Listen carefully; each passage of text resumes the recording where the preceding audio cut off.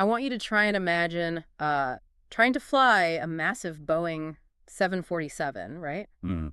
But you're powering the whole thing with like AA batteries. Yeah, I mean, that is not going to end well for anybody on board. No, definitely not. Or, think about trying to push a giant ocean freighter across the Pacific using those same batteries. Right. It's just the physics just don't work out. It's a completely counterintuitive problem we're facing. Exactly. And that is the core dilemma of the global energy transition right now.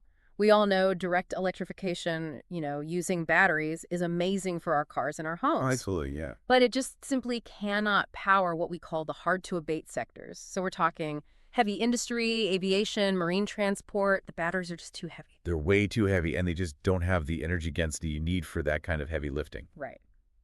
Which brings us to the focus of our deep dive today.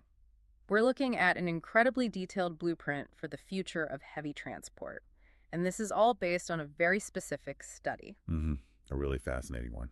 Yeah, the study is titled Global Potential of Bio-syngas Production by 2050, Gasification of Waste and Biomass Residues. It's a bit of a mouthful, but the implications are just massive. Huge.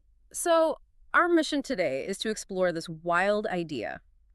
Could our daily trash, agricultural leftovers and even forestry waste be the exact fuel we need to decarbonize the world's heaviest industries? I mean, it represents this total fundamental shift in how we look at garbage. Yeah.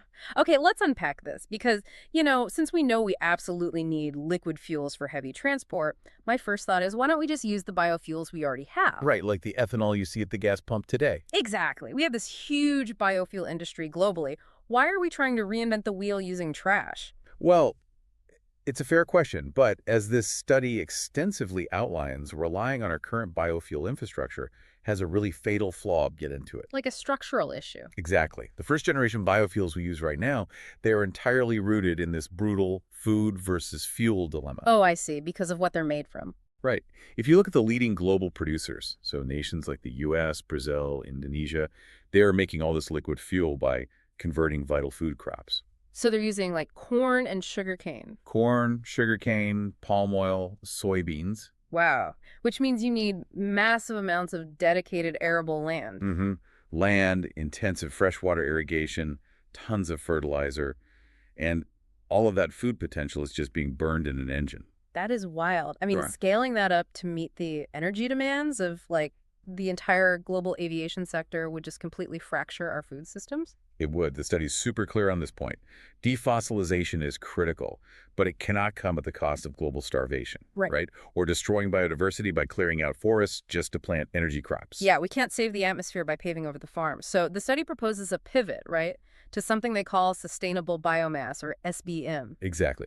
The idea is to completely decouple our fuel from food crops. Just use the waste. But wait, let me push back on that for a second. Sure, go for it. If we can't use actual food crops, are we seriously hoping to run global aviation on like a giant compost heap? I mean, is there even enough waste to move the needle? It sounds absurd when you put it like that, but the scale of global waste is just vastly larger than most people can even visualize. But your skepticism points right to the central technological hurdle. Which is how we actually get the energy out of the compost heap without just, setting it on fire. Precisely. We are not just incinerating trash to boil water here. We have to look at a very specific extraction technology called gasification. Okay, let's break down the physics of gasification because the study draws this really hard line between gasification and just regular direct combustion. Yeah, they are fundamentally different chemical reactions. Right. So in normal combustion, like a campfire, you have fuel, you add oxygen, you ignite it, and it's an exothermic reaction, right? It releases heat, and you're left with ash and carbon dioxide. Exactly, you're just burning it all away. Yeah. But biomass gasification is primarily an endothermic process. Endothermic, meaning it actually requires heat. Right, instead of releasing heat, you have to pump extreme heat into the reactor to drive the chemical reactions forward. Okay, so you put the trash in a super hot oven. Basically. But the crucial difference is the environment inside that oven. You apply the high heat, but you strictly limit the oxygen. Oh, so it can't actually catch on fire. Exactly. It's a process of partial oxidation. You usually pump in a gasifying agent, so something like steam or just very carefully metered oxygen, to interact with the waste. So we're essentially stunting the combustion process. We give it just enough oxygen to break down those complex molecules in the waste, but not enough to let it fully burn and turn into CO2. That is a perfect way to visualize it. Because you starve it of oxygen, the carbon and hydrogen inside the biomass can't fully oxidize. Right, they have nowhere to go. So they are forced to form these intermediate high-energy molecules instead. You're stripping away the moisture, stripping away the non-combustible stuff, and what you get at the other side is this combustible high-quality gas called biosyngas. Bio-syngas. And structurally, according to the study, this gas is mostly a mix of carbon monoxide, hydrogen, and a little bit of carbon dioxide and methane, right? Yeah. And the key thing the study highlights is that gasification drastically increases the hydrogen to carbon ratio compared to just the raw waste you put in. And why does that ratio matter so much? Well, that ratio is the entire point of the engineering. By bumping up the hydrogen, you are fundamentally upgrading the energy density. You take messy, low-value trash, and you chemically force it into a uniform, high-value energy carrier.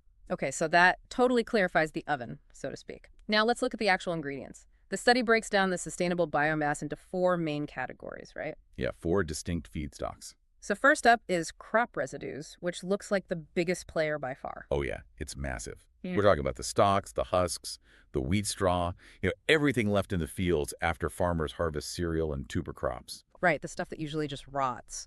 Then the second one is forestry residues, so I'm guessing that's like sawdust, wood chips, leftovers from logging. Exactly, industrial sawmilling scraps. Got it.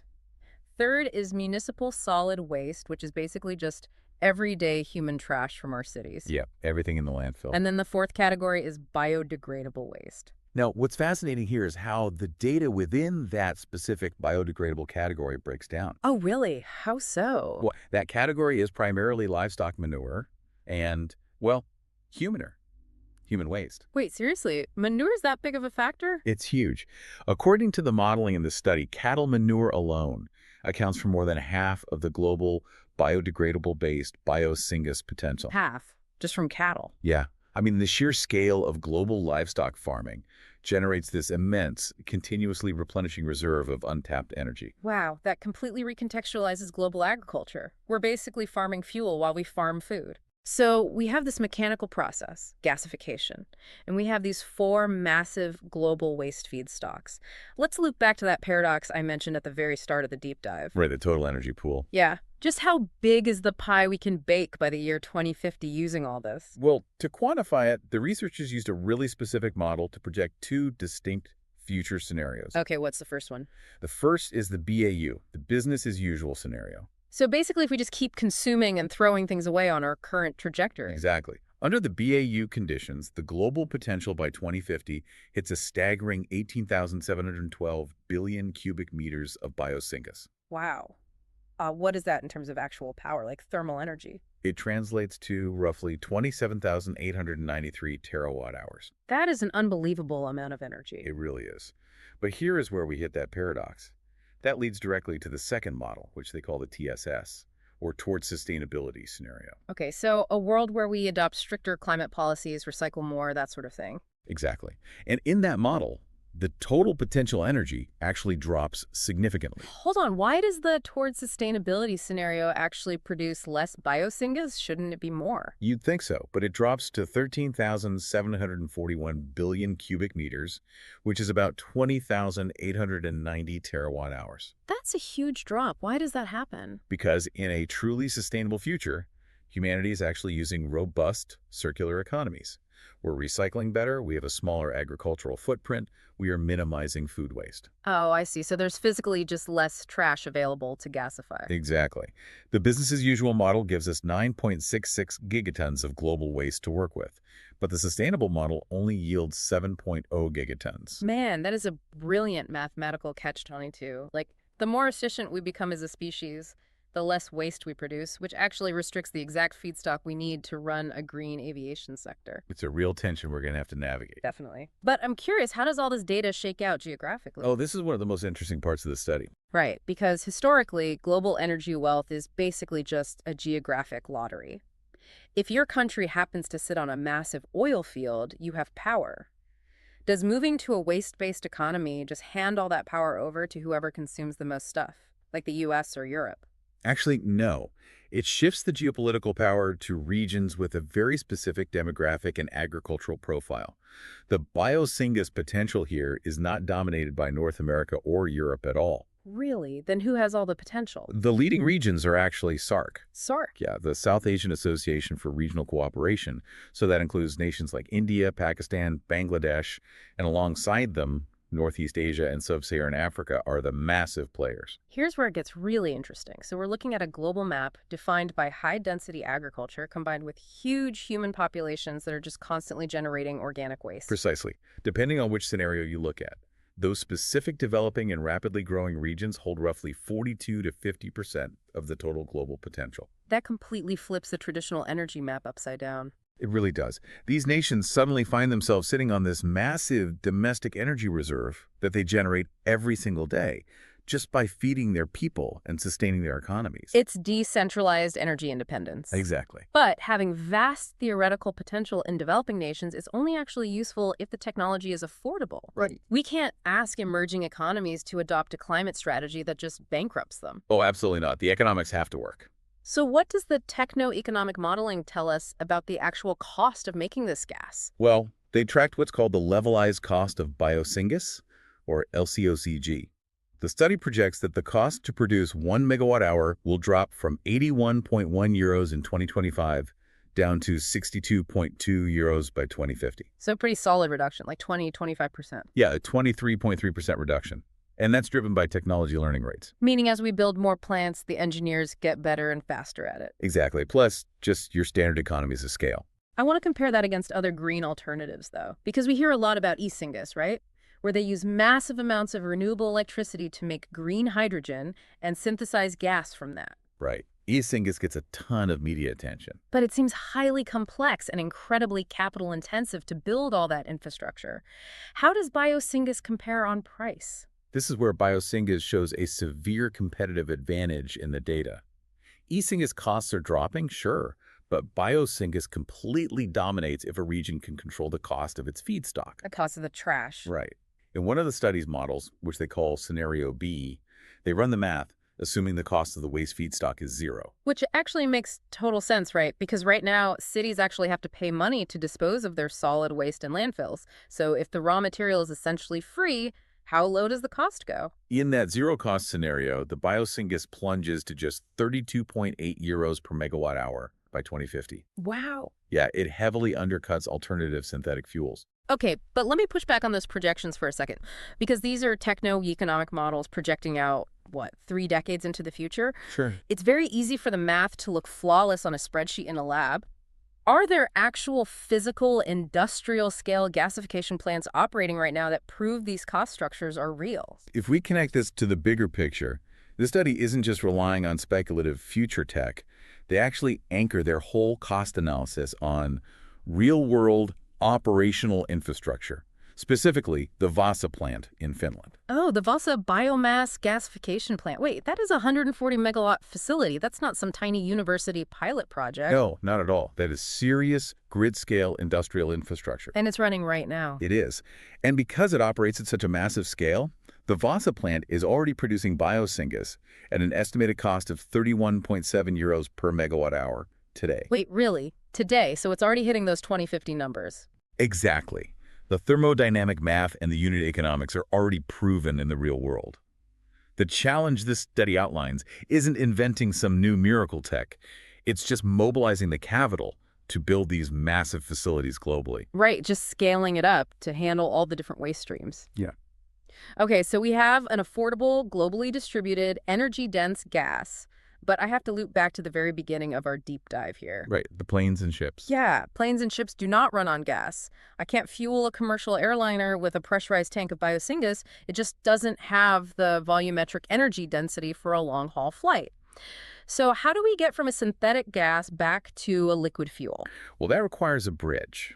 We have to connect the gasification process to a catalytic chemical reaction known as Fischer-Tropsch synthesis. Fischer-Tropsch. Now, for anyone unfamiliar, this is not a new concept, right? It was developed back in the 1920s. Right, it's been around for a century.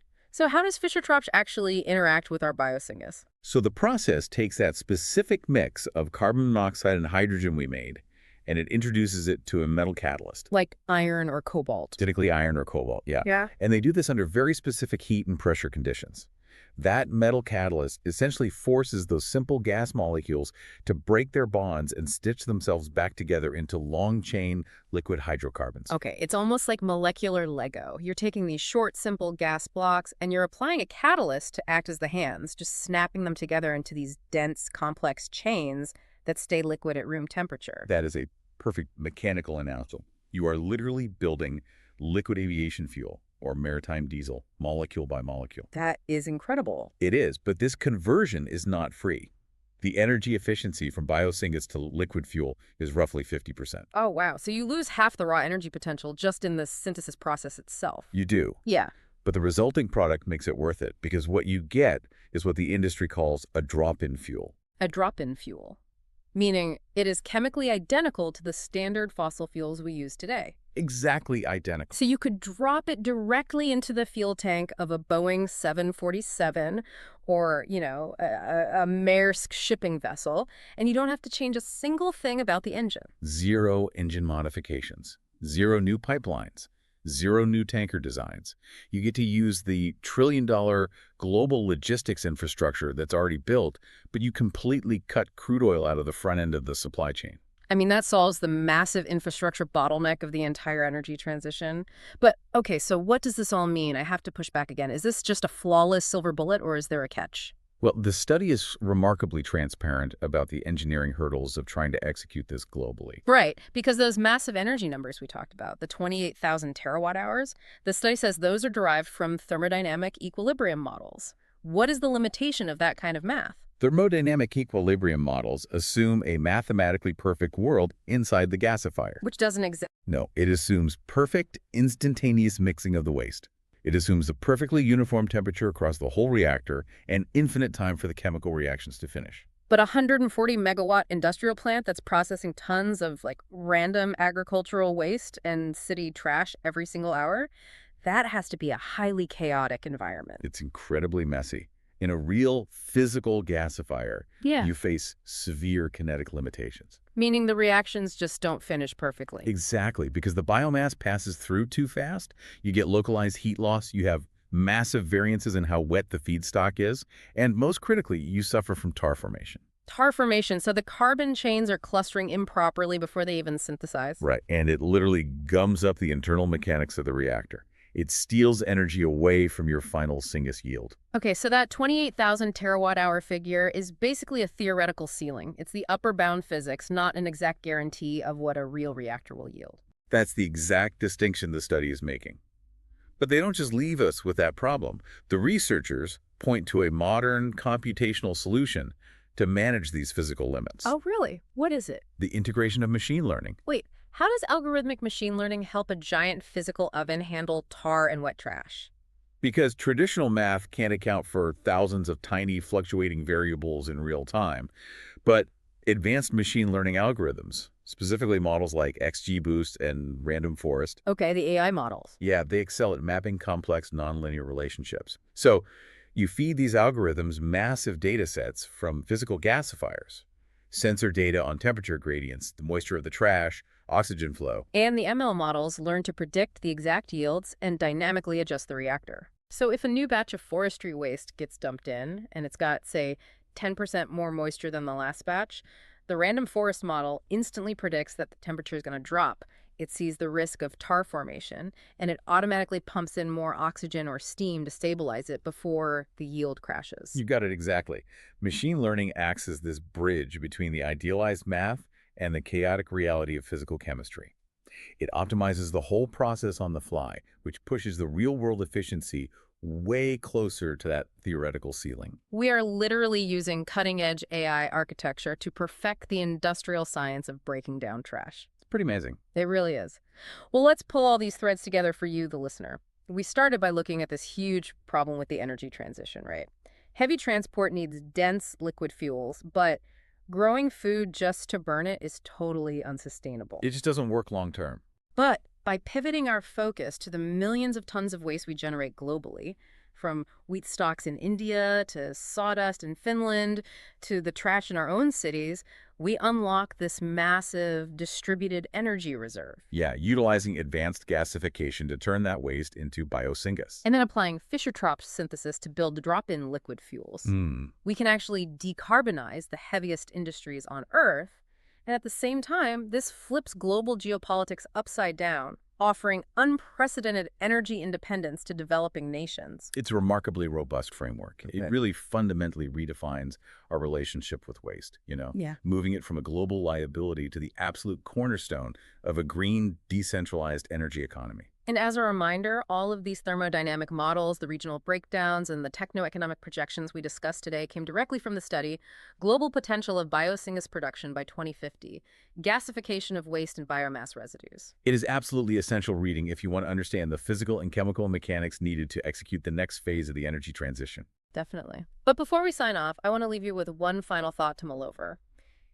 If gasification technology scales globally exactly like this study models, and municipal solid waste alongside agricultural leftovers become the most highly sought after, cost-effective commodities for generating green aviation fuel, will we eventually see a future where nations actively compete to import other countries' garbage? Oh, wow. Right. Could our current global waste disposal crisis organically transform into this fierce geopolitical gold rush for trash? It's entirely possible. Think about the sheer value of that material the next time you take the garbage down to the curb. Thank you so much for joining us on this deep dive. We will catch you next time.